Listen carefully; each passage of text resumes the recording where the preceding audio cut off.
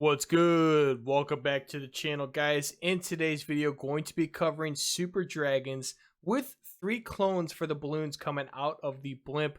We haven't covered a lot of 3 clone attacks in a while, and 6'9" from the USA family is using this attack strategy and very successful with it in Legends League.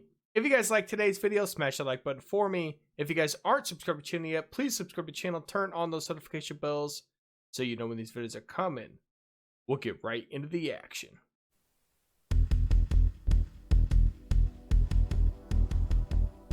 Alright, this is the first of 3 replays we're going to show you with this Super Dragon 3 clone attack.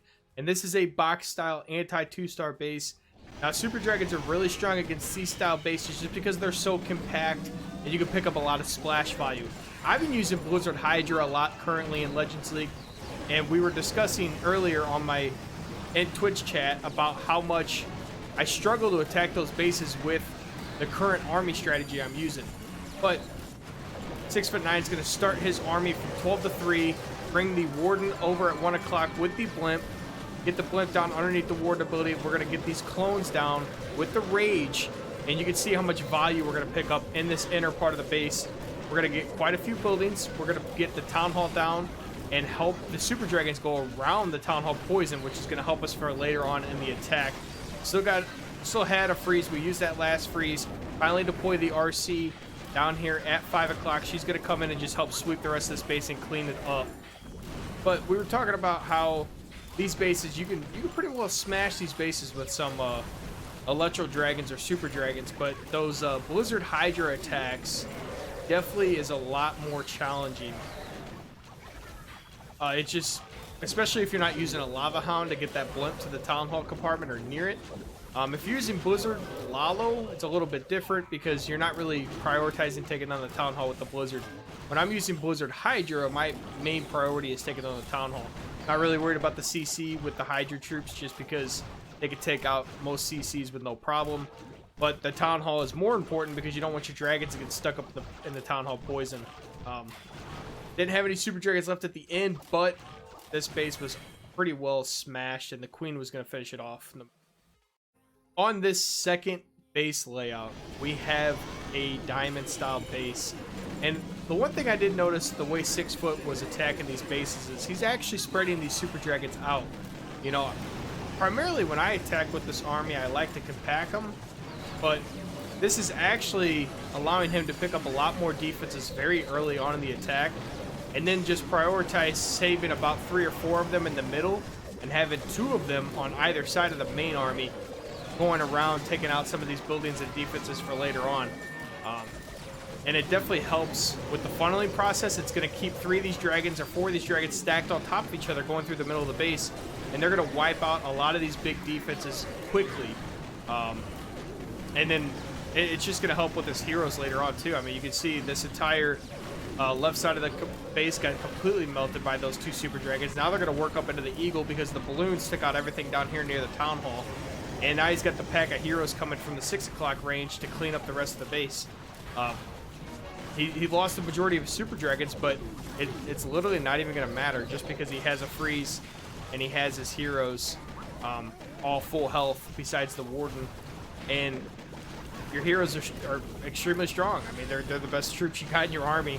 They're going to be able to finish off these bases when there's not a lot of heavy hitting defenses left. Going to use the archers just for cleanup. That's pretty much why those 5 archers are there. Just clean up buildings, you know, if for whatever reason we didn't pick up the value we wanted. We could, you know, put an archer up in the corner if we had a corner, you know, builder hut, or, well, it wouldn't be a builder hut because it's a defense, but, you know, a gold mine or something in the corner that we missed. So one thing I did notice, the way he spreads out the Super Dragons definitely allows him to pick up some crazy value very early, and it funnels about 3 or 4 of them down the middle with the Warden, and that's where he uses the blimp. And then they're able to funnel into the big defenses in the middle of the base and get them destroyed. Alright, on this third and final replay we're going to show you of this army composition, we have another diamond style base.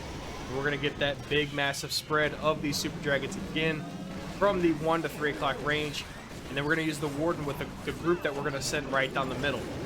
That's what we talked about on the previous attack. We're basically going to use the warden with the group that's going to go down the middle of the base, and then the dragons on the outside of the base are going to help funnel these dragons to keep going through the middle. They're going to eat the warden ability, and then they're going to be able to destroy a lot of these buildings, go straight into the eagle and all the other buildings that we really have to worry about. We're going to get the rage down with these clones, and we'll pop the blimp a little early, and that allows some of these balloons to target a different building. Unfortunately, on this one, we did lose majority of our balloons in that town hall explosion just because of the tornado trap, but it's not going to matter at all. We still have 2 more freezes left, and we had the RC come in down here with the main army at 4 o'clock, and they're going to push through this base no problem. There's no singles left. We got the enemy queen, but she's going to get taken down pretty easily here by the RC, and then we still have a freeze for that scatter or expo, whatever we feel like freezing. We're going to freeze the scatter, actually keep the RC alive for a little longer, and hopefully the super dragon actually tanks for the RC, which it does, and then the RC eventually is going to go down to the giant bombs. But at this point, we still had 2 more super dragons alive. You know, still the king alive. The queen was just alive, but she finally went down. And the warden's alive as well. But the multis take forever to take out super dragons. You saw the one fly up to the middle and dealt quite a bit of damage to that multi-target inferno before it went down, and it had 0 health at the time when it flew up there. But the owl warden and super dragon combination is going to easily be able to finish off this base, and this was one that 6-foot didn't get a lot of value with his clones because he ate the tornado trap, and that does happen often, the way that tornado traps are set up. But sometimes you get really lucky and you get a late warden ability, and the tornado trap's on the front side of the town hall, and then it's expired before you lay down your clones. But when they put that backside tornado trap, it definitely hurt the clones a lot. But super dragons and heroes are definitely strong enough to be able to finish off these bases. Alright guys, that's going to do it for today's video. Hope you guys enjoyed the content as always. Appreciate you guys stopping on an everyday basis and supporting the channel. I hope you guys enjoyed this army. You guys know that I used to love 3 clones. We used it so much in Clash of Clans. We covered it a lot on this channel. So when I saw 6'9" using this army composition, I had to ask him to see if we can get some replays for you guys, just to break down this attack and show you guys how it works.